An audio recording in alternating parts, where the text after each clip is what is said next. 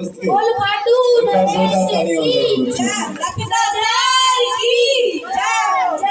श्री श्याम। आइए श्याम बाबा का नाम होता है, एक श्याम बाबा का छोटा सा भजन आइए जैसे उसके कि बाद अभी नया साल आया है 2023 गया, तो इस बार भगत श्याम जी से क्या कहता है कि बाबा मैं के बोलू श्याम दड़ी ओ बोलो मैं के बोलू श्याम दड़ी मन सब बात मेरा से ओ अरे मैं के बोलू श्याम दड़ी मन सब बात मेरा से पिछले साल गए तारे बाबा पिछले साल खड़े तारे बड़ाई मैं बोलूं सामने तने सब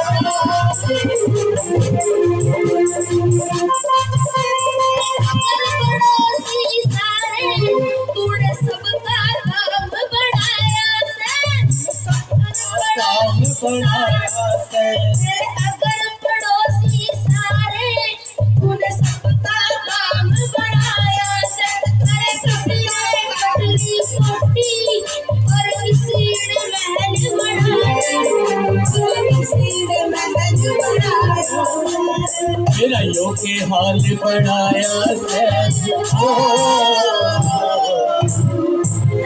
यो के हाल बढ़ाया मेरा तो कमरों में तेरा से पिछले साल खड़े तारे सारे खड़े तारे बकरीद में नंबर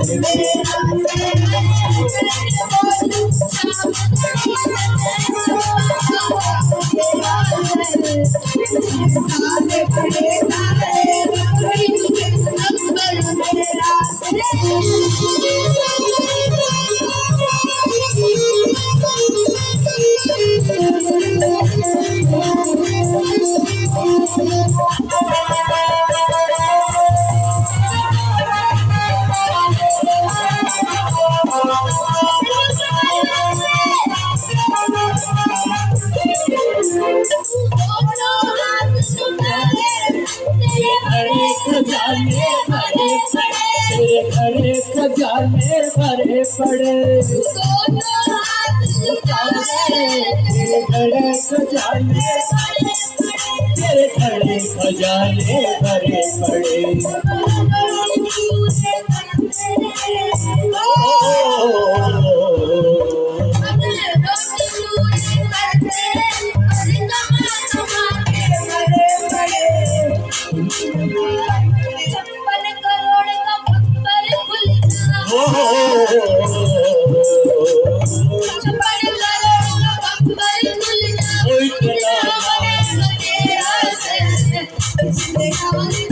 सारे मोबाइल में नंबर मेरा सारे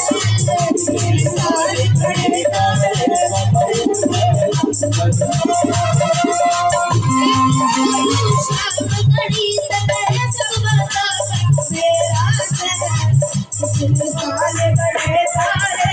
मोबाइल में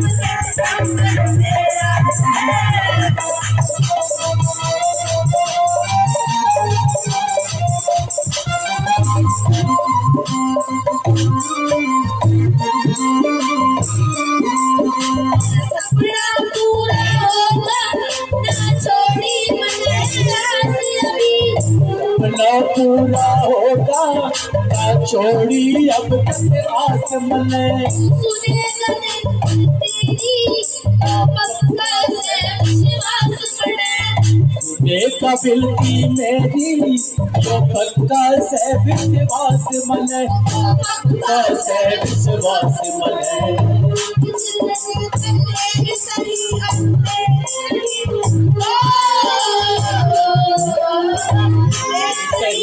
मेरे नहीं नसी है मेरा से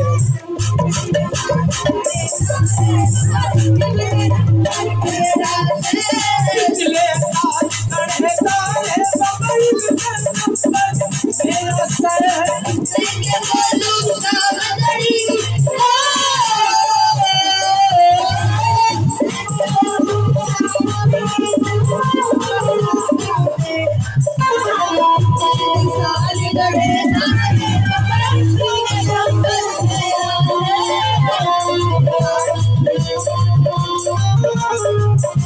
बोले खाटू गणेश की जय नकदाताल की हारे के सहारे की जोरदार तालियों से स्वागत पार लगाने वाले की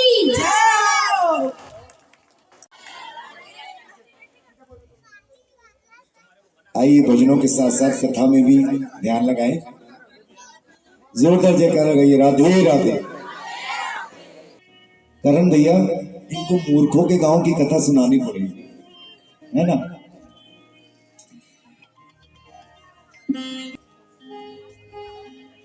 एक मूर्खों का भी गांव था। ये मत समझना मैं आपको कह रहा हूं, आप तो अच्छे से सुन रहे हो, लेकिन जब आप बात करते हो तो मुझे वो गांव याद आता है ना। तब मुझे वो गांव याद आ जाता है। अब मैं सुनाता हूं आपको। एक मूर्खों का गांव कैसा था सुनिए। और हमारे पंडित जी बैठे हैं तो इन्हीं के ऊपर कथा बार बार याद आ जाती है। पंडित जी बोल दूं?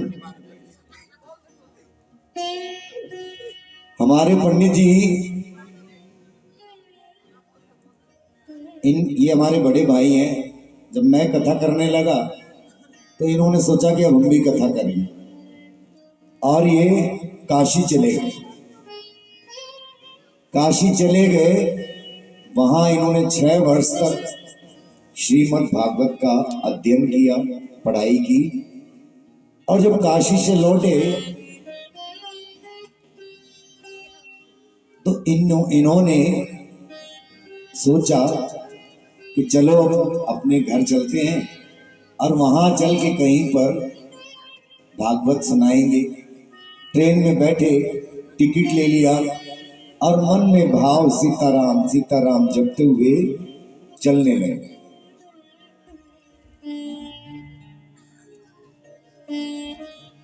भाव में डूबे हुए थे और मन में यही था कि भागवत सीखी है, 6 वर्ष तक प्रयत्न किया है, चल के कहीं भागवत सुनाएंगे। रास्ते में जा रहे थे, ट्रेन एक जगह रुकी, रेलगाड़ी, और रेलगाड़ी रुकी तो इन्होंने सोचा कि चलो थोड़ा फलहार कर लिया जाए, कुछ ले लिया जाए। ट्रेन से ये उतरे और एक फल वाले के पास पहुंचे। पंडित जी फल वाले के पास पहुंचे और कुछ कहा कि कुछ फल दे दो। उस फल वाले ने फल दिए और जैसे ही पैसे देने के लिए पंडित जी ने जेब में हाथ डाला तो पंडित जी का हाथ जेब से उस तरफ निकल गया। जेब काट ली किसी की, पंडित जी की जेब काट ली किसी। मन में कहने लगे बड़ा अधर्म, जेब काट ली। अरे कम से कम सीताराम करने वालों को तो छोड़ देते। पंडित जी कहने लगे फल वाले से अब रहने दो भैया, हमारी जेब किसी ने काट ली है और टिकट भी ले गया साथ। फल वाला कहने लगा चलो कोई बात नहीं पंडित जी, ले जाओ थोड़े बहुत फल। अच्छा, ये जो जेब काटने वाले होते हैं ना, ये कहीं नहीं छोड़ते। हम लोग हरिद्वार जाते हैं ना, तो हरिद्वार में हम लोग स्नान करते हैं और क्या बोलते हैं, हर हर गंगे हर हर गंगे बोलते हैं ना। तो हम लोगों के पूर्वज कितने प्रसन्न होते हैं कि देखो हमारे कुल में ये पैदा हुए स्नान करते हुए हर हर गंगे बोल रहे हैं। और जहां हम लोग स्नान करते हैं हर हर गंगे बोलते हैं, वहीं कुछ जेब कतरे भी बैठे होते हैं। वो कहते हैं तुम बोलो हर हर गंगे, हम कर देंगे तुम्हें नंगे। तुम उधर स्नान करो, यहाँ पर तुम्हारे कपड़े साफ। उनके भी पूर्वज कहते होंगे हमारे कुल में ये पैदा हुए। अरे कानपुर झांसी कहीं और चले जाते, तीर्थ ही मिला था इनको जेब काटने की। पंडित जी कहने लगे कोई बात नहीं,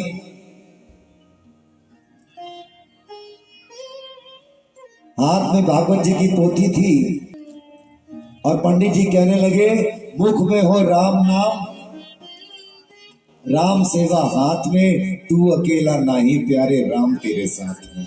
जो होगा सो देखा जाएंगे। भागवत जी मेरे पास है पोथी। अपना कंबल लेके ट्रेन चली गई, वहीं उतर गए और सामने देखा कि एक गांव दिखाई दे रहा है।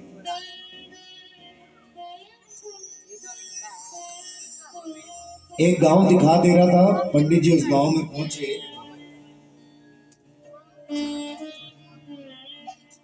और पंडित जी ने सोचा चलो कि इस गांव के किसी पंडित से पहले मिलते हैं जो हमारी भागवत करवा देगा इस गांव में।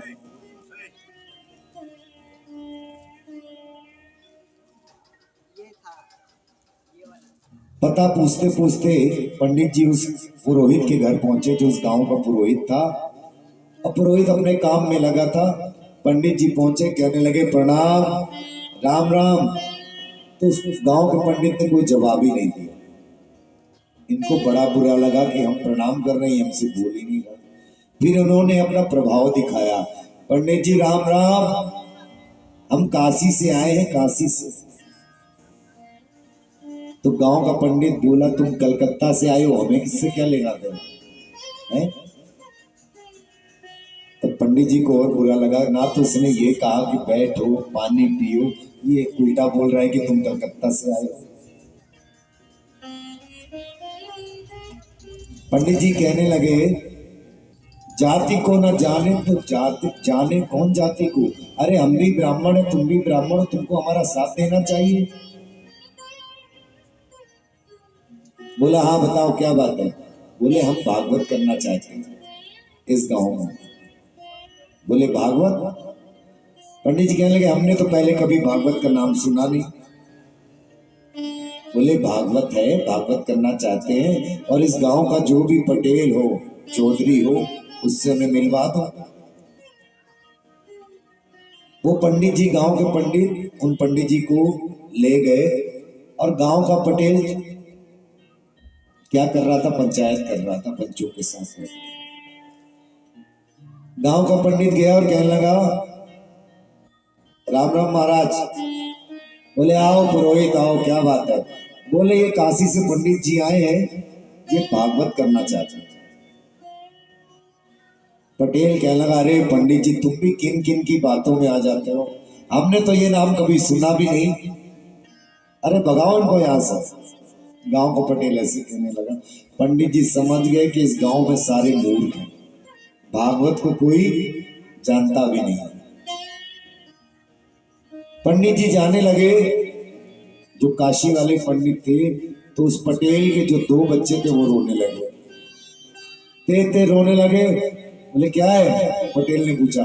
तो कहने लगे हम तो भागवत देखेंगे, हम तो देखेंगे। उन्होंने समझा कि भागवत के अंदर से कबूतर निकलता होगा, सांप निकलेगा, बंदर भालू नचाए। और बच्चे तेज तेज रोने लगे। पटेल ने डांटा चुप रहो, भागवत देखी। बोले नहीं हमको तो भागवत देखनी है। पटेल ने कहा पंडित जी से जाओ बुला लाओ उनको, दिखाएं भागवत, हमारे बच्चों ने रो रो के परेशान कर दिया। अब वो पंडित जी आए भागवत लेके और बोले महाराज थोड़ा स्नान करेंगे, स्नान और मंगलाचरण करेंगे। पटेल बोला यार ये सब नहीं चलता, स्नान और मंगलाचरण जल्दी दिखाओ, हमारे बच्चों के प्राण निकल जा रहे हैं। पंडित जी सोचने लगे बच्चों के प्राण निकले जा रहे हैं, समझ में नहीं आई बात। चलो कोई बात नहीं, जल का आचमन किया हो, पवित्र पवित्र व सर्वस्थाम गतो विवाह, और आचमन करके ऐसे आसन पे बैठ गए। और जैसे ही बैठे पटेल साहब भोजन करने चले गए। अब इन्होंने अपना मंगलाचरण किया जैसे हम आके यहाँ पर करते हैं। और जितने वहां चौधरी साहब के साथ वाले पांचों बैठे थे, 4-5 आदमी और बच्चे, सब ऐसे करके देखे। 1 घंटा हो गया कथा सुनाते सुनाते। अब सब देख रहे हैं कि अब इसके अंदर से कुछ निकलेगा, कोई सांप निकलेगा, कोई बंदर निकलेगा, और सब टकटकी बांध के देख। 1 घंटे बाद वो पटेल भोजन करके आए और इत्तेफाक की बात वो उसी पत्थर पे सोते थे जहां पे इन्होंने अपना आसन लगाया था। वो पटेल साहब ने इधर उधर देखा और पंडित जी की जांघ पे सर रख के सो गए। अब ये तो अपने श्लोक बोल रहे हैं, सच्चिदानंद रूपाय विश्वोत्पत्त्याय देवे, लेकिन पटेल साहब का इतना भारी सर और जांघ पे रखा, जांघ फटी जाए दर्द के मारे। और चलो सो भी रहे थे कोई बात नहीं, लेकिन इधर ये श्लोक बोलते थे, इधर इनके खर्राटे चलते थे। इन्होंने जगाया, पटेल साहब उठो, अरे भागवत हो रही है आपके गांव में, उठो। और एक बात बताऊं, कोई आदमी ऐसा होता है उसको नींद से जगा दो तो उससे बड़ा क्रोध आता। जो इन्होंने हिलाया पटेल साहब, पंडित जी सोचने लगे यही तो मुख्य जजमान है, ये सो जाएगा तो कुछ देता लेता तो यही देता, और ये सो रहा है।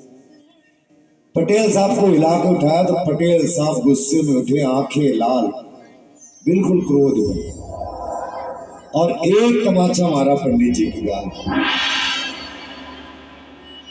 पंडित जी ने सोचा अब कुछ मिले या ना मिले, अब तो इज्जत की बात है। पंडित जी भी तैयार थे, पंडित जी ने अपनी लंगोट बांध दी और एक मुक्का दिया पटेल को।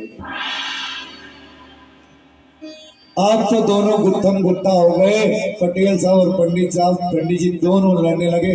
और जैसे ही लड़ने लगे सभी ताली बजाने लगे, देखो भागवत शुरू हो गई, अब भागवत शुरू हो गई, अब हो गई भागवत शुरू।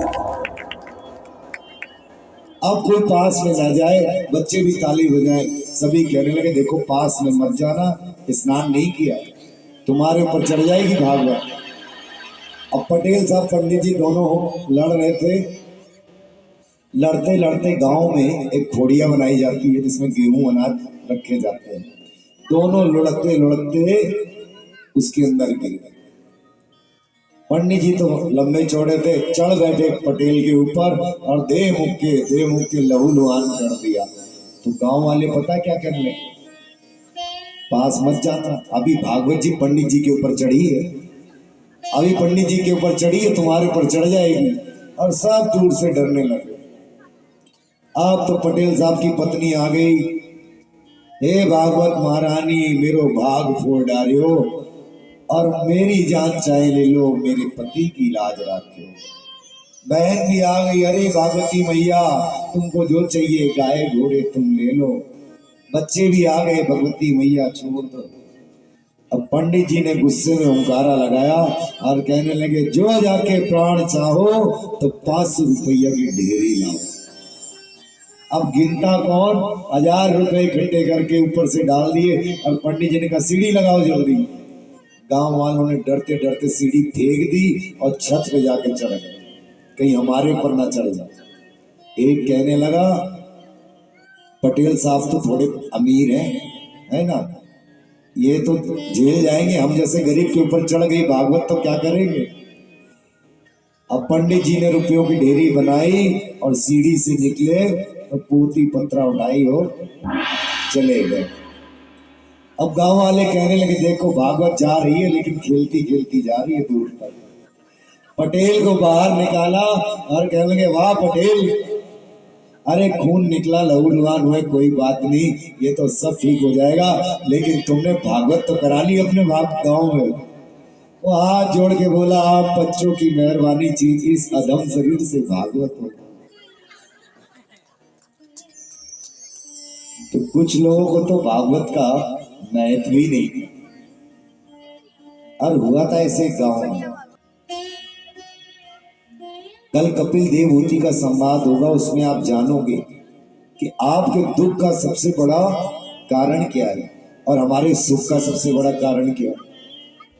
इतने प्रसन्न होकर हम रहते हैं और सच्चा संत यही चाहेगा जो सुख हम प्राप्त कर रहे हैं वो आपको भी मिले। ये कहना बहुत आसान है, सर्वे भवन्तु सुखिनः सर्वे सन्तु निरामया सर्वे भद्राणि पश्यन्तु मा कश्चित् दुख भाग गए, सब सुखी हो, सब निरोगी हो। लेकिन मैं बताऊं, मैं जब भी सुबह कान्हा जी लड्डू गोपाल की पूजा करता हूँ, यही मांगता हूं उनसे कि प्रभु सबके कष्ट भले ही मुझे दे दो, लेकिन मेरे सारे भक्तों को सुख दे दो, संपत्ति दे दो।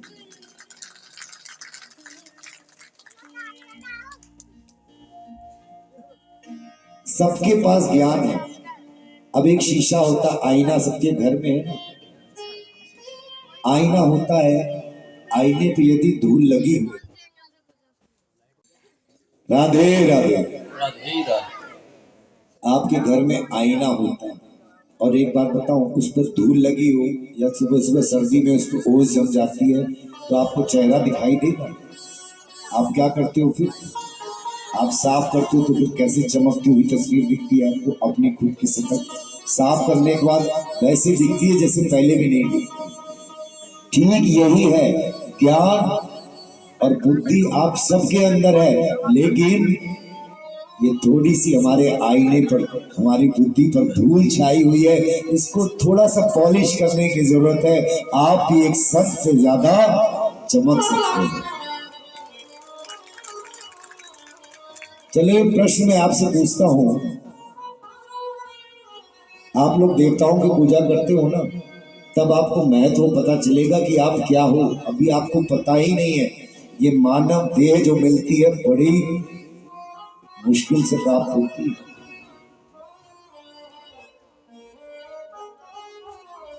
देवताओं की आप लोग पूजा करते हो ना, अब मुझे ये बता दो, देवता बड़े या मनुष्य बड़े? बताओ, कौन बताएगा मुझे? मनुष्य बड़े। कैसे? हम लोग पूजा करते हैं। और कौन बताएगा? बहन जी के लिए तालियां बजाइए, इन्होंने मनुष्य को बड़ा कहा, लेकिन मैं बताऊंगा मनुष्य कैसे बड़े। सब यही सोचते हैं कि हम तो देवताओं की पूजा करते हैं, देवता ही बड़े होंगे, हम कैसे बड़े हो सकते? तो सुनो, एक छोटी सी बात बता रहा हूं, तब अपने आप को आप पहचानोगे कि हम कैसे बड़े हैं देवताओं से। एक राजा ने ऐलान कर दिया, एक राजा ने ऐलान किया कि कल मैं अपने खजाने का द्वार खोल दूंगा। सारी प्रजा से कह दिया कि जो आता जाए अपनी मर्जी से लेता जाए। राजा के पास केवल दो ही चीज थी, एक लोहा और एक सोना। नहीं, लोहा था और चांदी थी। राजा के खजाने में केवल चांदी और लोही था। और जो राजा ने ऐलान कर दिया, अगले दिन तो सभी टूट पड़े। तो सबने क्या लिया बताओ? चांदी ली। जो पहले पहुंचे सबने चांदी ले ली और रह गया केवल वहां पर लोहा रह गया। चांदी वाले जाने लगे। अब जो बेचारे देर से आए थे वो पहुंचे तो सोचा कि चलो जोई राम सोई राम, लोहा मिला है तो लोहा ही ले। सबने लोहा ले लिया और लोहा लेके जाने लगे तो राजा ने लोहे वालों को पास बुलाया, जिनके पास लोहा है वो मेरे पास आ जाए। चांदी वाले दूर से खड़े होकर देखने लगे, राजा ने क्यों बुलाया इनको? राजा लगता है कुछ और देगा, और बड़े खुश हो रहे थे कि हमारे पास तो चांदी है, इनको लोहा मिला है देर से। असली बात ये थी, राजा के हाथ लग गई थी एक पारसमणि। पारसमणि के बारे में सुना है आपने? क्या करती है? लोहे से अगर उसको छू दो तो लोहे को सोना बना देती है। चांदी से या किसी और से छूओगे तो वो सोना नहीं बनेगा। पारसमणि केवल लोहे को सोना बनाती है। राजा ने क्या किया, जिसके जिसके पास लोहा था सबके लोहे को पारसमणि छुआता गया और सबका लोहा सोना बन गया। और जब पीछे चांदी वाले खड़े थे, अब पछताने लगे कि हम तो सोच रहे थे चांदी हमको मिली, अब तो लोहे वाले फायदे में रहे। अब इस कथा का अर्थ समझो। ये जो चांदी वाले लोग हैं ना, ये है देवता, और जो लोहे वाले लोग हैं ना, ये है हम सब मनुष्य। हम अभी लोहे के समान हैं। आपको भगवान ने कृपा की जो मनुष्य शरीर दिया, लेकिन आप जैसा ये मनुष्य शरीर जब किसी सच्चे संत की शरण में जाता है, पारसमणि जैसे संत जब आपको अपनी शरण में लेके अपना हाथ ऊपर रख देता है, तो आप चांदी से भी बढ़ के सोने की तरह चमक जाओगे। और फिर देवताओं को जलन होती है, कल तक ये हमारी पूजा कर रहा था, आज इतना बड़ा संत बन गया, अब हमें इसकी पूजा करनी पड़ेगी। तो जो ये मानव शरीर आपको मिला है, इसका उपयोग करना सीखो। ये जो कान मिले हैं, देखो पाप दो ही रास्तों से शरीर में प्रविष्ट करता है। कानों से गंदा गंदा सुनोगे तो भी पाप आपके अंदर जाएगा, और आंखों से गंदी गंदी चीजें देखोगे तो भी पाप जाएगा। ये आपकी बुद्धि है कि कानों से हम राम कथा और कृष्ण कथा सुने और आंखों से भगवान के सुंदर चरित्रों का दर्शन करें, इनकी तस्वीरों को देखें। ये आपकी सोच है। पिछली बार एक प्रश्नोत्तरी में मुझसे प्रश्न किया था एक कन्या ने माइक लेके कि महाराज बुरा कौन है? आत्मा बुरा है, आत्मा बुरी होती है या शरीर बुरा होता है? क्योंकि आप कहते हो कि भगवान सबके अंदर विराजमान होते हैं, तो कोई पाप करता है तो बुरा कैसे हो जाता है? ये उसका प्रश्न मुझे बहुत अच्छा लगा। सबसे पहले मैंने उसको ये बताया कि बेटा, गीता में लिखा है नैनम छिंदन्ति शस्त्राणि नैनम दहति पावका चाक नैनम क्लेदि अंत्यापो ना शुशति मारुतम। आत्मा तो अमर है, उसको ना कोई काट सकता है, ना कोई जला सकता है, ना कोई अस्त्र शस्त्र मार सकता है, इसलिए आत्मा तो पापी हो ही नहीं सकती। रहा शरीर, शरीर भी पापी नहीं होता, क्योंकि शरीर तो वैसे चलता है जैसे हम चलाते हैं। यदि कोई चीज बुरी है तो वो है आपके विचार, आपकी सोच, आपका मन। आपका मन जैसा नियंत्रण करेगा आपकी इंद्रियों को, वैसा ही आपकी इंद्रियां भागेगी। और सोच कहां से आती है? मन से ही आती है। विचार कहां से आते हैं? मन से ही आते हैं। आप अपने मन को देखना, इंद्रियों के ना घोड़े भगे, इनमें हरदम ये संयम के कोड़े लगे। अपने रथ को सुमारग लगाते चलो, कृष्ण गोविंद गोपाल गाते चलो। अपने इंद्रियों के रथ को जिसने काबू में कर लिया, सच्ची साधना तो वो ही होती है। अब भी तो सुन रहे हो आप, ये डांट खानी जरूरी थी क्या आपको? अब भी तो बातें नहीं कर रहे हो। और आप ऐसे सुनते हो तो मुझे कुछ ज्ञान की बात और बताने में अच्छा लगता है, और मुझे लगता है कि आप सुन रहे हो तो आपको समझ में आ रही है।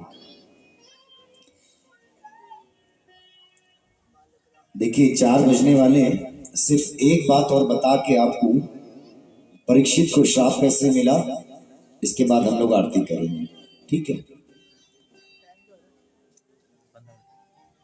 जो सौनक आदि ऋषियों ने प्रश्न किया था कि भगवान एक है या अनेक, यही 3 प्रश्न एक राजा के भी मन में थे। और इसके बाद आप समझेंगे कि दुर्गा जी भी एक है, नारायण भी एक है, गणेश जी भी एक है, भोले बाबा भी एक है, सब एक ही। आपने देखा होगा जब मैं बैठता हूं तो मैं क्या कहता हूं कि अपने अपने इष्ट देव को आप अपने मन में बिठाइए। कहीं आपको ये ना लगे कि ये तो बाके बिहारी कथा करने आए तो अपने भगवान की तरफ खींच रहे, क्योंकि मैं समझ चुका हूं जो आपके इष्ट देव है, आपके भगवान है, वो भी बाके बिहारी है, और जो मेरे बाके बिहारी है वही आपके इष्ट देव है। सब एक ही स्वरूप।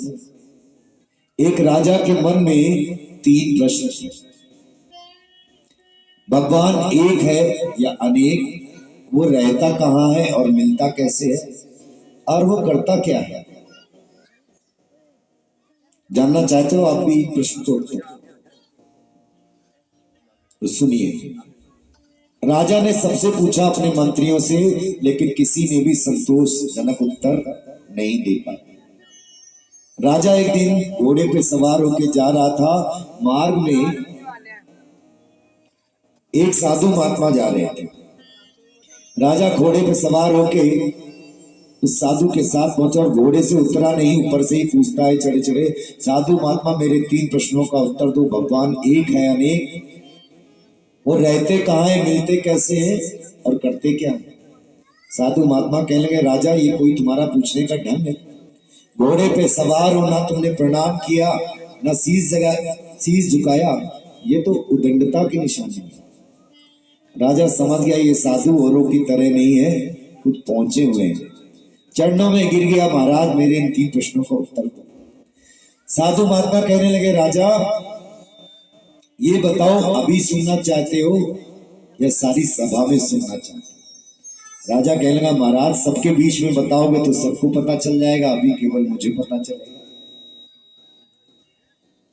ठीक है चलो महल में।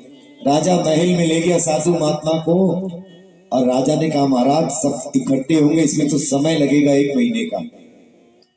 साधु महात्मा कहने लगे, 1 महीने तक तुम हमारे रहने का कहीं इंतजाम कर दो और 1 महीने तक हमसे मिलने मत आना। राजा ने एक कुटिया बनवा दी महल के बाहर खेतों के पास। साधु महात्मा रहने लगे, सुबह सैर करने जाते थे और प्रतिदिन जाते से उनकी मित्रता एक घास फूस छीलने वाले वहां खेत के किसान से हो गई। 1 महीना बीता, जैसे ही दिन आया सभा लगने का, उससे 1 दिन पहले साधु महात्मा अपने उस मित्र के पास गए जो अनपढ़ गंवार था, किसान। साधु महात्मा कहने लगे, तुम हमारे मित्र बन गए, मेरे लिए एक काम करोगे? किसान बोला, बोलिए महात्मा जी। बोले कि कल राजा के दरबार में चलना है और एक काम करो, जो तुमने ये वस्त्र पहन रखे हैं किसान वाले, ये मुझे दे दो और मेरे साधु वाले वस्त्र तुम पहन लो। तुम साधु बन जाओ, मैं किसान बन जाता, अदला बदली कर लेते। वो अनपढ़ बोला, किसान फिर क्या होगा? बोले, राजा तुमसे प्रश्न करेगा। हाथ जोड़ के बोला किसान, महाराज मैं तो अनपढ़ गंवार, मैं राजा के प्रश्नों का क्या उत्तर दूंगा? साधु महात्मा ने समझाया, जैसे ही राजा तुमसे प्रश्न करे तुम केवल यही कह देना, महाराज क्या छोटे मोटे प्रश्न करते हो, इनका उत्तर तो मेरा नौकर भी दे देगा और मैं नीचे नीचे बैठा हुआ राजा के प्रश्नों का उत्तर दे दूंगा। दोनों अदला बदली करके राजा के महल में पहुंचे, सभा में पहुंचे। साधु महात्मा तो किसान के रूप में पहुंचे और आप जैसे बैठे हो नीचे बैठ गए, और जो अनपढ़ था किसान वो राजा के बगल में बैठ गया जाके। अब राजा ने कहा, महाराज सारी सभा लगी है, मेरे प्रश्नों का उत्तर दो। क्या प्रश्न थे? भगवान एक है या अनेक, वो रहता कहाँ है, मिलता कैसे और करते क्या है? उस किसान से पूछा जो बगल में बैठा, वो तो पहले से ही पढ़ा पढ़ाया था। उसने कहा, क्या राजा साहब आप छोटे मोटे प्रश्न करते हो, ये तो मेरा नीचे बैठा नौकर भी आपको जवाब दे देगा, घास फूस छीलने वाला। राजा को बड़ा आश्चर्य लगा कि इतनी सभा बुलाई, अब ये कह रहा है कि इनका जवाब नीचे बैठा हुआ घास फूस छीलने वाला भी दे देगा। तब तक नीचे महात्मा जी बैठे थे, कह रहे, हाँ राजा साहब प्रश्न पूछो, आपके प्रश्नों का उत्तर मैं दूंगा। राजा कहने लगा, सबसे पहला प्रश्न, भगवान एक है या अनेक? नीचे बैठे महात्मा कहने लगे, महाराज मैं हूं अनपढ़ गंवार और आप बातें करते हो गिनती वाली, 1 2 3, ये मुझे पढ़ाई लिखाई आती नहीं, लेकिन आपके प्रश्न का उत्तर मैं अवश्य दूंगा। एक काम करो, एक थाली में कुछ मणियां मंगा लो। राजा ने एक थाली में मणियां मंगा ली और राजा से कहने लगे वो नीचे बैठे महात्मा कि मैं तो पढ़ा लिखा हूं नहीं, एक काम करो, ये गिन के बताओ कितनी है। राजा ने ऐसी थाली पकड़ी और मणियों को गिनना आरंभ किया। पहली मणि उठाई, गिनती चालू की। क्या गिनती आएगी पहले? राजा बोला 1। साधु महात्मा के लिए बिल्कुल ठीक। आगे राजा ने उस मणि को रख दिया। राजा ने दूसरी मणि उठाई और गिनती गिनी। क्या बोले? 2। राजा ने जैसे ही कहा 2, साधु महात्मा बोले, गलत क्यों बोलते हो, गलत क्यों बोल रहे हो, हाथ में कितनी है? राजा कहने लगा, हाथ में तो एक ही है, तो 2 क्यों बोलते हो, आगे बढ़ो। राजा ने वो मणि रख दी, आगे गिनती की, तीसरी मणि उठा के राजा ने कहा, क्या कहा राजा ने? 3। साधु महात्मा कहने लगे फिर गलत बोलते हो, 3 कैसे हुई? राजा कहने लगा, हम विद्यालय गए थे, गुरुकुल में हमें ऐसी गिनती सिखाई गई है। कह रहे सांसारिक बातें हमें मत बताओ, जो प्रत्यक्ष दिख रहा है, तुम्हारे हाथ में कितनी मणि है वो बताओ, उसकी गिनती चाहिए। राजा कहने लगा, ऐसे तो 4, 5, 6 गिनती बढ़ती जाएगी, लेकिन हाथ में तो एक ही मणि है। साधु महात्मा कहेंगे, राजन ये तुम्हारे पहले प्रश्न का उत्तर है। भगवान एक ही है, लेकिन जब वो दुर्गा मैया बन के आई तो 2 हो गए, गणेश जी बन के आए तो 3 हो गए, खाटू श्याम बन के आए 4 हो गए, बालाजी बन के आए 5 हो गए, भोले भंडारी बन के आए 6 हो गए। इस तरह जैसे जैसे जिसकी जिसकी नजरों में आते गए, भगवान के रूप अनेक हो गए, लेकिन भगवान है एक एक एक, वो एक ही है। इसलिए तो मैं कहता हूं अपने इष्ट देवता को याद करो, मुझे पता है भगवान एक ही है। राजा तो प्रसन्न हो गया, ऐसा उत्तर मैंने जीवन में नहीं सुना संतुष्टिजनक। संसार में हम कुछ भी बातें करें, लेकिन भगवान है एक। राजा प्रसन्न हो गया, कहने लगा अब मेरे दूसरे प्रश्न का उत्तर दो। साधु महात्मा कहने लगे, महाराज आप प्रश्न करते जाते हो, खाने पीने को कुछ देते नहीं हो। राजा कहने लगा, पूरी सब्जी निकलवाने में तो टाइम लगेगा, रसोईया बैठाना पड़ेगा, मैं आपके लिए दूध मंगा देता हूँ। तो एक कटोरे में साधु महात्मा के लिए दूध मंगा दिया। अब दूध दे दिया, साधु महात्मा नीचे बैठे दूध पी तो नहीं रहे थे, उसमें उंगली घुमाने लगे। राजा कहने लगे, पीते क्यों नहीं हो, उंगली क्यों घुमा रहे हो? तो महात्मा कहने लगे किसान के रूप में, राजा साहब मैंने सुना है कि दूध में घी होता है, तो मैंने सोचा क्यों ना पहले घी निकाल के खा लूं, उसके बाद दूध पी लूंगा। राजा साहब कहने लगे, अनपढ़ के अनपढ़ ही रहोगे, ऐसे कहीं घी निकलता है? पहले इसको पकाया जाता है, जमाना पड़ता है, इसको मथना पड़ता है, कई विधि होती है, उसके बाद तब जाके विधि के बाद घी निकलता है। ऐसे उंगली घी घुमाने से घी नहीं निकलता। साधु महात्मा कहने लगे, राजा ये तुम्हारे दूसरे प्रश्न का उत्तर। तुमने पूछा था वो रहता कहाँ है और मिलता कैसे है। जिस तरह दूध में घी रहता है, उसी तरह परमात्मा तुम्ही में समाया हुआ है। लेकिन कि ऐसे राम नाम जपने से, झूठी भक्ति करने से, दिखावा करने से, उंगली घुमाने से परमात्मा मिलता नहीं है। पहले इनमें निष्ठा जमानी पड़ती है, अपने आप को तपस्या में जलाना पड़ता है, विचारों की मथनी से मथना पड़ता है, और कई विधियों बाद तब जाके परमात्मा प्रकट होता है। परमात्मा तुम्ही में समाया हुआ, कहीं अन्यत्र नहीं है। और जो हम सोचे ना कि उंगली घुमाने से भगवान मिल जाए, सुबह शाम आरती करने से, कथा में जा रहे हैं, बातें भी कर रहे हैं, जब मन हुआ तब चल रही है, जब मन हुआ जब चल रही है ना। आजकल यही होता है कथाओं में। जिस माता बहन ने देखा अब मेरा गैया धोने का टाइम हो गया, अच्छा जी महाराज माफ करना, घर का काम आ गया, अब चलते। राजा साहब तो प्रसन्न हो गए, ऐसा उत्तर मैंने कभी नहीं सुना।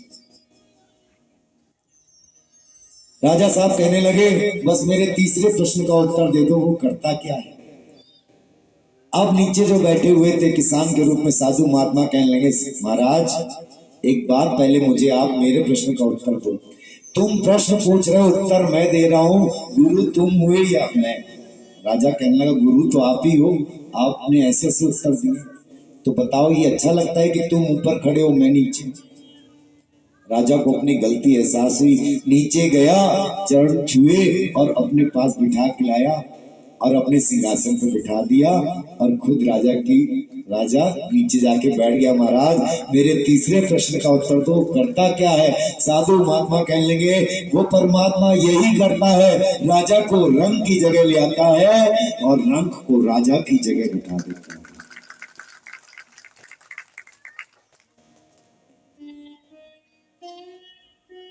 ये 3 प्रश्न हैं। यह कथा भी इसलिए अब मुझे सुनाने का मन किया कि अब आप शांति से कथा सुन लो।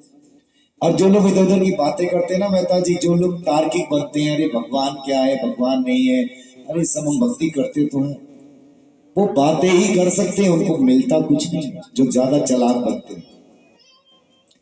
एक चालाक लड़का पढ़ लिख के आया अपने माँ के पास, विदेश से पढ़ के लिख के आया।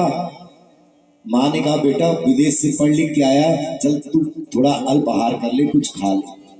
माँ 2 लड्डू लेके आ गई, कहीं बेटा पहले कुछ खा ले। तो अपनी माँ को चालाकी दिखाने लगा, कहेगा माँ एक चमत्कार दिखाऊं, मैं पढ़ लिख के आया हूँ विदेश से अंग्रेज बन के। माँ बोली कि बेटा दिखा। माँ सीधी सादी थी, माँ ये लड्डुओं की गिनती करो। वही बात आ गई जो मैं भी आपको बता रहा था। माँ गिनती करने में, बेटा 2 लड्डू हैं, तो गिनती करने लगी माँ। पहले लड्डू पे बोला 1 और दूसरे पे बोली 2। तो बेटा कहने लगा कितने हो गए? 1 और 2 कितने हो गए? 3 कर दिए ना मैंने, 2 लड्डू को 3 कर दिए। माँ कहने लगी बेटा देख तो 2 ही लड्डू रहे, अब चाहे इधर से गिनो या उधर से, 1 और 2। बेटा कहने लगा ये पढ़ के आया हूं मैं, 3 लड्डू कर दिए, ये 2 नहीं है 3 ही है। बेटा अपनी चालाकी दिखा रहा था, इतने में पिताजी आए, और बाप तो बाप होता है। पिता कहने लगे बेटा तुम्हारी माँ तो अनपढ़ है, लेकिन तुम सही कह रहे हो, लड्डू 3 ही है, मैं तुम्हारी बात मान रहा हूं। तो एक काम करते हैं, एक लड्डू तुम्हारी माँ खा लेगी, दूसरा लड्डू मैं खा लेता हूं, और जो तीसरा बचे वो तुम खा लेना। जो तर्क करते हैं ना, इनको मिलता कुछ नहीं है, ये बातें बनाते हैं, इनको कुछ नहीं मिलता। आप कभी गांव गए, आपने कोलू देखा है? कोलू, उसमें बैल ऐसे चलता है पीछे, मैंने देखा है। तो एक कोलू चलता है जिससे तेल निकाला जाता है, ऐसे कुछ कोलू उसमें गांव में तो उससे होता है, आजकल तो मशीनें आ गई है, मैंने बचपन में देखा था अपने गांव में। तो एक आदमी अपने कोलू की दुकान के बाहर बैठा था तेल बेचने। तो एक तर्क करने वाला आदमी आ गया वहां पर, और वो कहने लगा तुम यहाँ बैठे हो, अंदर बैल अकेले कैसे चल रहा है? बोला कि हम बैल को हाँक देते हैं और बैल अपने आप चलता है। तो कह रहा तुम तो यहाँ बैठे हो, मेरी समझ में नहीं आया बैल कैसे चल रहा है। तो उस आदमी ने कहा कि मैंने बैल की आंखों पे पट्टी बांध रखी है, और मैं उसको एक बार हाँक देता हूँ, वो सोचता है कि मेरे पीछे मेरा मालिक है, वो चलता रहता है। तो ये तो तर्क करने वाला था, कह रहा ऐसे थोड़ी ना, उसमें ये भी तो हो सकता है कि बैल चलते चलते रुक जाए और तुम्हें पता भी ना चले। तो ये आदमी बोला कि मैंने बैल के गले में एक घंटी बांध रखी, जब बैल रुक जाता है तो मुझे पता चल जाता है, मैं दोबारा जाके हाँक देता हूँ, फिर चलने लगता है। और ये तो तार्किक था। कहने लगा ये भी तो हो सकता है कि बैल एक ही जगह खड़ा हो जाए और अपनी गर्दन हिलाता रहे। इसने हाथ जोड़े कि महाराज वो बैल है, तुम्हारी तरफ तर्क करने वाला नहीं है,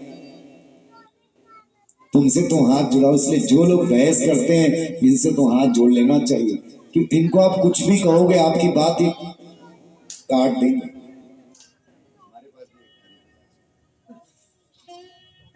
बोलिए राधे राधे। तो इस तरह तर्क वितर्क करने से कुछ नहीं है, जीवन तत्व जिज्ञासा। आइए अब कुछ ही देर में आरती की तरफ चलेंगे, लेकिन कथा कहां पर चल रही थी वो भी आप श्रवण करते जाइए।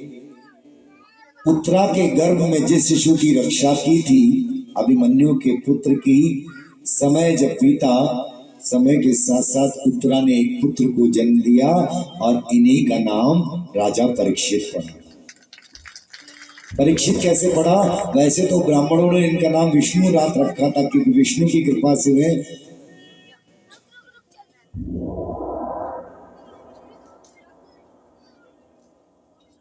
लेकिन ये बालक जैसे ही पैदा हुआ ये चारों तरफ देखने लगा, सब कहने लगे ये क्या परीक्षण कर रहा है। तो किसी ने कहा कि ये वो परीक्षण कर रहा है कि इस भीड़ में वो कहाँ है जिसने गर्भ में आके मेरी रक्षा की थी।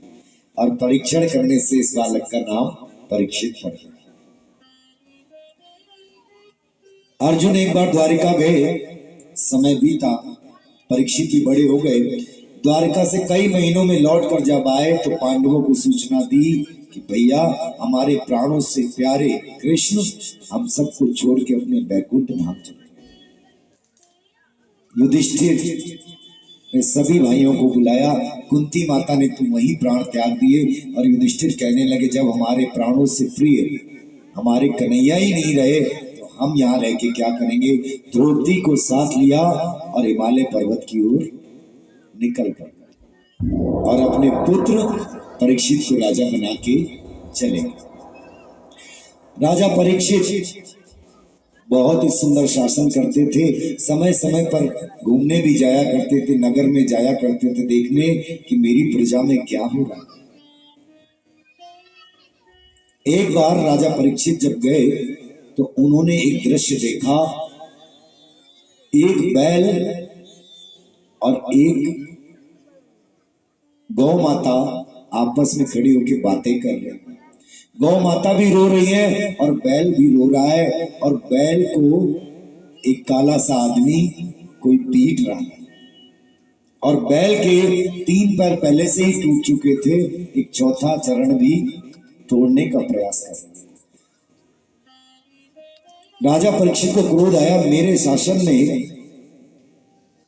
कोई निर्जीव जीव को सता रहा है, ऐसा मैं हरगिज नहीं होने दूंगा। पास में गए, गाय से पूछने लगे आप कौन हो देवी।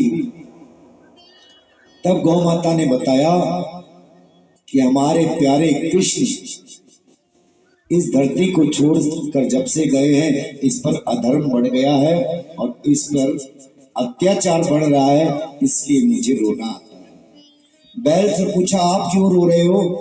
बैल कहने लगा ये तो मेरे कर्म होंगे जो आज मुझे दुख मिल रहा है। को न काऊ सुख दुख करी दाता, निज कृत कर्म भोग सब भ्राता। परीक्षित जी पहचान गए आप जैसी बातें करने वाला तो साक्षात धर्म ही हो सकता है, पर ये तीसरा कौन है काला सा आदमी जो तुम्हारे चौथे पैर को भी तोड़ने की कोशिश कर रहा है। जैसे ही तलवार उठा के उसको मारने चले तो चरणों में गिर गया, महाराज मेरा नाम है कलयुग, महाराज अब मेरा युग आने वाला है, इसलिए मैं आपके नगर में आया हूं। राजा परीक्षित कहने लगे तुम्हें पता नहीं कि मेरे राज्य में किसी को भी सताना दुख देना पाप है, निकल जाओ मेरे राज्य से। कलयुग कहने लगा महाराज मैं जाऊं तो जाऊं कहां, पूरे संसार में एक छत्र आपका ही साम्राज्य है, जहां जाता हूं आपको ही पाता हूं। मुझे कोई रहने का स्थान दे दीजिए। राजा ने उसको 4 जगह रहने के लिए दे दी। ध्यान से सुनना कौन सी 4 जगह कलयुग वास करता है। धूतम पानम स्त्रिया सुना यत्रा अधर्मस चतुर्विधा। 4 जगह दे दी कलयुग को रहने के लिए। धूतम जिस घर में मदिरा पान किया जाता है उस घर में कलयुग का वास होता है। पानम नहीं, धूतम का मतलब हुआ जुआ। धूतम ध्रुत कीड़ा करते ना, ध्रुत कीड़ा होती थी। धूतम होता है जुआ। जिस घर में कोई व्यक्ति जुआ खेलता होगा, चाहे वो फिर कैसा भी हो, क्रिकेट का हो, खेल का हो, जरूरी नहीं है ताश के पत्ते, जुआ कैसा भी होता है जिस पर कोई दांव लगाता है, अगर ऐसा कोई जुआ खेलता होगा उसके घर कलयुग वास करता है। दूसरी बात है धूतम पानम, जिसके घर मदिरा पान किया जाते होगा उसके घर भी कलयुग का वास है।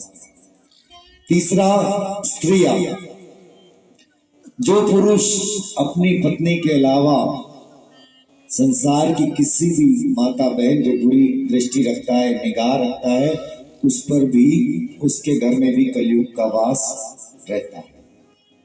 और चौथा सोना, जहां पर निर्जीव जीवों की हत्या की जाती है या फिर जिस घर में इनका उपयोग किया जाता है भोजन के रूप में, क्योंकि जीवों को तो जब ही मारा जाता है जब कोई खाता है ना।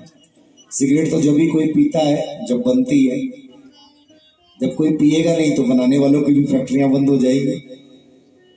तो ये सब मिले हैं। दूतम पानम स्त्रिया सोना, 4 जगह रहने के लिए दे दी। कलयुग कहने लगा महाराज भले ही मैं कितना भी बुरा हूं लेकिन मेरे अंदर एक अच्छा गुण है, आपने तो मुझे 4 स्थान बुरे दे दिए रहने के। राजा परीक्षित कहने लगे क्या गुण है तुम्हारा? तब कलयुग कहने लगा कलयुग केवल नाम आधारा, सुमिर सुमिर नर उतरहि पारा। महाराज जो 3 युग थे, सतयुग, त्रेता और द्वापर, उसमें तपस्या करने से, यज्ञ करने से, पूजा अर्चना करने से भगवान की प्राप्ति होती थी। और मेरे युग में कोई सच्चे भाव से केवल भगवान नाम संकीर्तन कर देगा तो इसके सारे पापों से मुक्ति हो जाएगी और भगवान की प्राप्ति हो जाएगी। और महाराज एक गुण और है मेरे अंदर, 3 युगों में यदि इंसान कोई मन में पाप सोच लेता था, भले ही वो पाप करता नहीं था तो उसको उस पाप का फल भोगना पड़ता था, लेकिन कलयुग में यदि कोई मन से पाप करता है तो उसको पाप का फल नहीं भोगना पड़ता। और मन से यदि कोई पुण्य का सोच भी लेता है कि कल मैं जी भागवत कथा में इतना दान दूंगा, और भले ही वो दान नहीं भी देता तब भी मन से किए गए पुण्य का फल उसको प्राप्त हो जाता है। इसका मतलब ये नहीं है आप लोग दान देना बंद कर दोगे, कहो कि हमने तो महाराज मन से सोच लिया था, आपने कहा था, है ना। कलयुग है, थोड़ा सहयोग तो आप सबका चाहिए। अरे बार दानदाताओं के लिए जोरदार तालियां। महाराज परीक्षित कहने लगे कलयुग तुम्हारा गुण तो बहुत अच्छा है, चलो अब मैं तुम्हें एक अच्छा स्थान दे देता हूँ, सोने में भी तुम्हारा वास है। और सोने में भी जैसे ही उसको रहने का स्थान दिया, कलयुग ने सीधा महाराज के सोने के मुकुट में ही प्रवेश कर लिया और राजा परीक्षित की बुद्धि विकृत हो गई। राजा परीक्षित मार्ग भूल गए, आगे जाके श्रृंगी ऋषि के आश्रम में पहुंचे, बुद्धि भ्रष्ट हो गई थी। पीने के लिए पानी मांगा लेकिन साधु महात्मा समाधि में बैठे हुए थे। राजा ने सोचा ये ढोंग कर रहा है, एक मरा हुआ सांप उठाया और श्रृंगी ऋषि के गले में डाल दिया और वहां से चले गए। शिष्यों से जब पता चला, उनके पुत्र को समीक ऋषि को जल का आचमन लिया और श्राप दे दिया, जिसने मेरे पिता के गले में मरा हुआ सर्प डाला है, आज से ठीक 7वें दिन इसी सर्प का तक्षक सर्प आएगा और इस राजा को डस लेगा, इसकी मृत्यु हो जाएगी। राजा को पता चला, अपना सब राजपाट छोड़ के गंगा नदी के तट पर चले गए और वहां जाके समाधि में बैठ गए। सारे संत महात्मा पहुंचे कि इतना अच्छा महाराज, राजा परीक्षित इसको श्राप मिला, इसकी मुक्ति कैसे की जाए, लेकिन कोई भी उपाय नहीं निकाल पाया कि 7 दिनों में इनकी मुक्ति कैसी हो। तभी तत्रा भगत भगवान व्यास पुत्रो अलक्ष्य लिंगो गावमठ अपेक्षा, भगवान व्यास पुत्र सुखदेव जी की ध्यान समाधि टूटी और उनके मन ने कहा कि चलो गंगा के तट पर परीक्षित के पास। गंगा के तट पर आ गए, राजा परीक्षित के पास पहुंचे। राजा परीक्षित ने प्रणाम किया और राजा परीक्षित कहने लगे कि महाराज मेरे पास इतना समय नहीं है कि मैं आपकी पूजा अर्चना वंदना कर सकूं, मैं तो सिर्फ आपसे एक ही प्रश्न करता हूं, सर्व आत्मा म्रियमाणेश कृत्यम सुतम च तत्रा भ्रष्टा वियुक्ता, जो व्यक्ति मरने के सबसे अधिक निकट हो उसको क्या करना चाहिए। सुखदेव जी कहने लगे वरीयाने सते प्रश्नाकृतो लोक हितो नृपा, राजन ये प्रश्न तुमने अपने लिए नहीं पूछा है, ये तो सारे संसार के लिए पूछा है।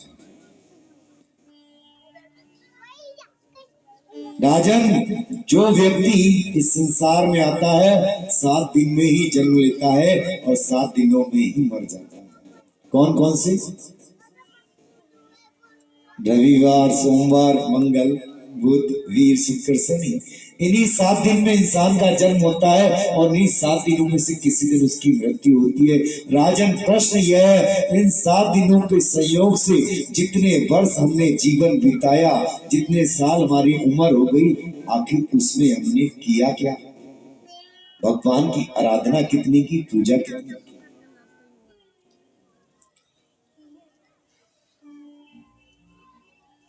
सुखदेव जी कहने लगे, राजन, इस प्रश्न का उत्तर मैं कल ठीक 12 बजे आपको दूंगा, क्योंकि आरती का समय हो गया है। इसके आगे की कथा हम कल श्रवण करेंगे। और कौन कौन सुनाते हैं आपको इसके बताते हैं।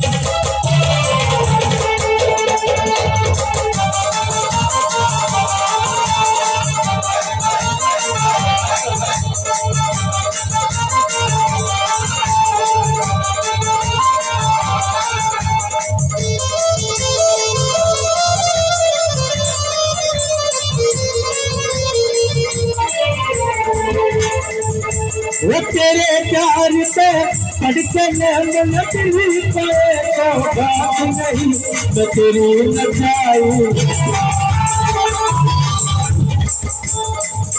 भैया, इनका किसी का नाचने का मन नहीं है।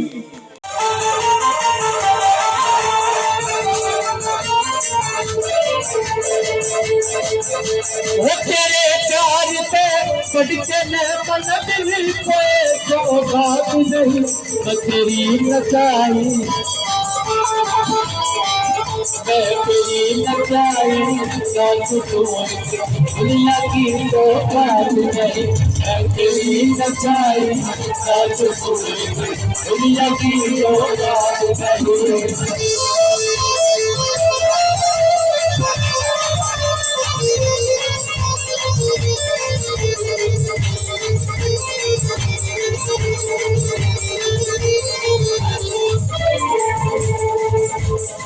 मन के तेरा इस जाड़ा में तेरी तेरा चालू, तेरे हाथ में डोर मेरी मैं तेरी हलाई हालू, मैं तेरी हलाई हालू, मैं तेरी हलाई हालू। मन के तेरा इस जाड़ा में, मन के तेरा इस जाड़ा में तेरी तेरा चालू, तेरे हाथ में डोर मेरी मैं तेरी हलाई हालू, मैं तेरी हलाई हालू। मेरे भाई बरसा करना चोखी ऐसी कोई बरसात नहीं, तेरी नचाई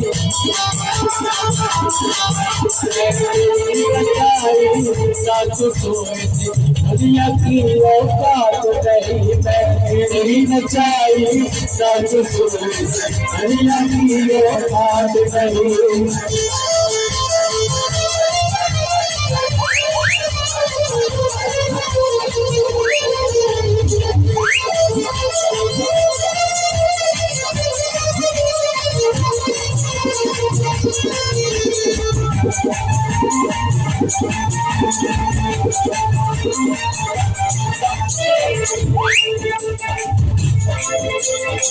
और चाहे कार बने पर मैं तो तेरी हो गई, वो शादी आजा बंदा हटा देना, नया तुम छोड़ी ना, नया तुम छोड़ी ना, नया तुम छोड़ी। और चाहे कार बने पर मैं तो तेरी हो गई, शादी आजा बंदा हटा देना, नया तुम छोड़ी ना, नया तुम छोड़ी ना, नया तुम छोड़ी। तेरे बिना ना जी सकती हो,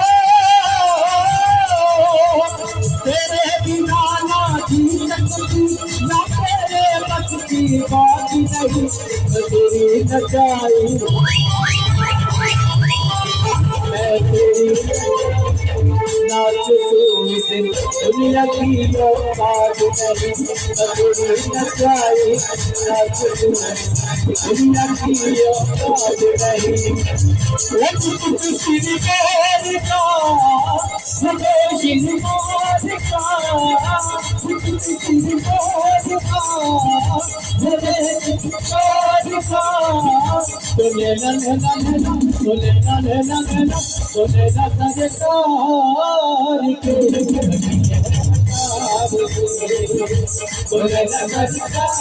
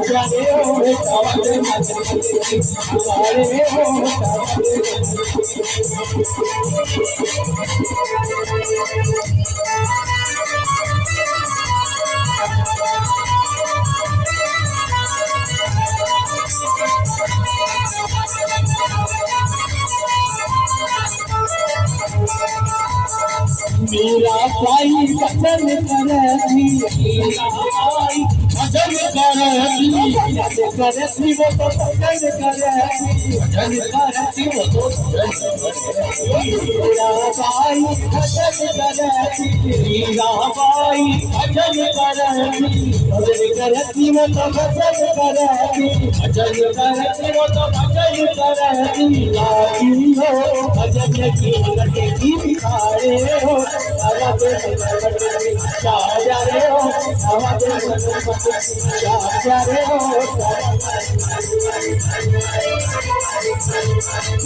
मैं भाई बची जोड़ा उड़ते सिलवाऊंगा मैं भाई बची जोड़े उड़ते सिलवाऊंगा और बहन बेटियों के कहने बनवाऊंगा और बहन बेटियों के कहने बनवाऊंगा के फूलों से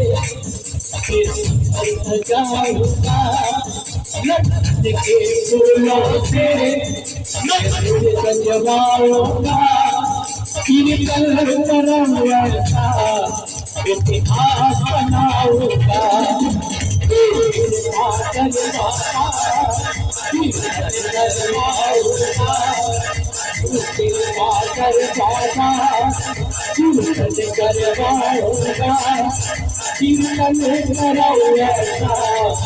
इतिहास बनाऊंगा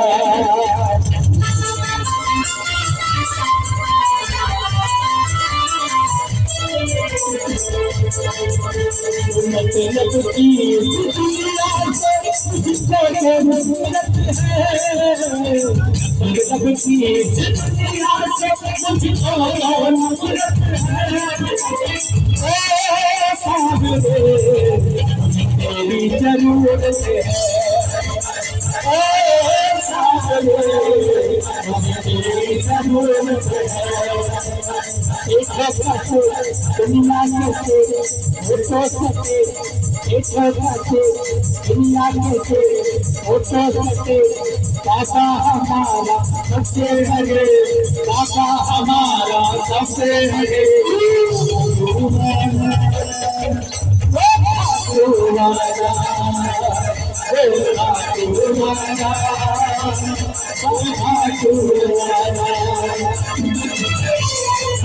मैंने जो पाया है सब तुझसे पाया है मैंने जो पाया है सब तुझसे पाया है मैं जहाँ खड़ा हूँ सब तेरी माया है मैं जहाँ खड़ा हूँ सब तेरी माया है तुझसे लुटाना है अरे लुटा दूंगा तुझसे लुटाना है तेरे हाथों लुटा दूंगा कीर्तन करा हुआ इतिहास बना दूंगा कीर्तन करा हुआ इतिहास बना दूंगा कीर्तन करा हुआ इतिहास बना दूंगा इतिहास बना दूंगा इतिहास बना दूंगा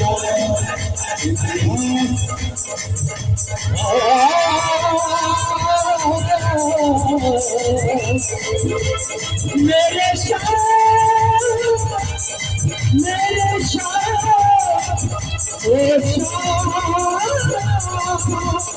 मेरे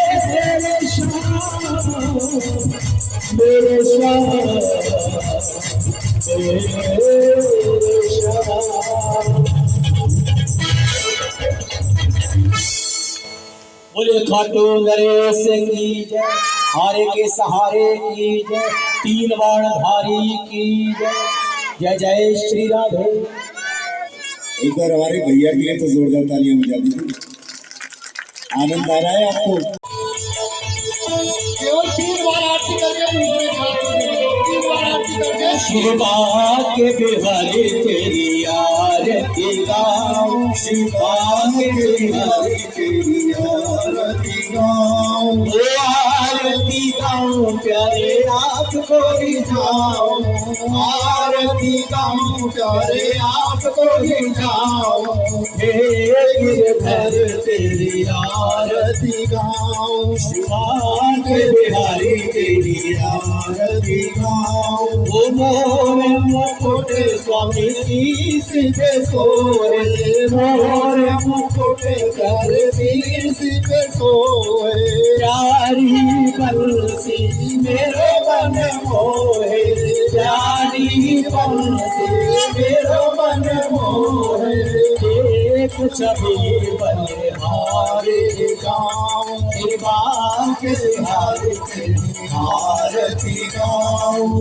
चरणों से निकले है गंगा प्यारे, चरणों से निकले है गंगा प्यारे, इसने सारे दुनिया तारे, इसने सारे दुनिया तारे, हरि चरणों पे शीश झुकाऊं, बाके बिहारी तेरी आरती गाऊं, खुदा से अनाथ के नाथ आप हो, दुख जीवन प्यारे साथ आप हो, हरि चरणों में शीश झुकाऊं, बाके बिहारी तेरी आरती गाऊं, श्री हरिदास के प्यारे तुम हो, तेरे मोहन जीवन धन हो, एक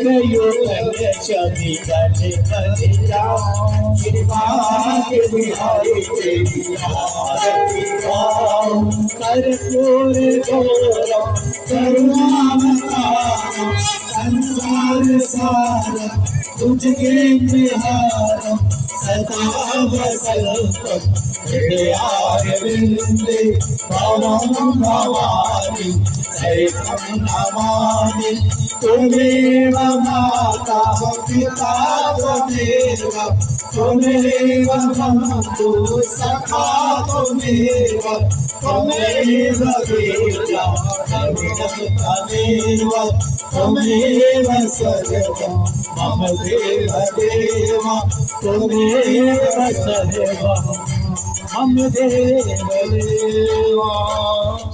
बोले बाके बिहारी लाल की जय हो।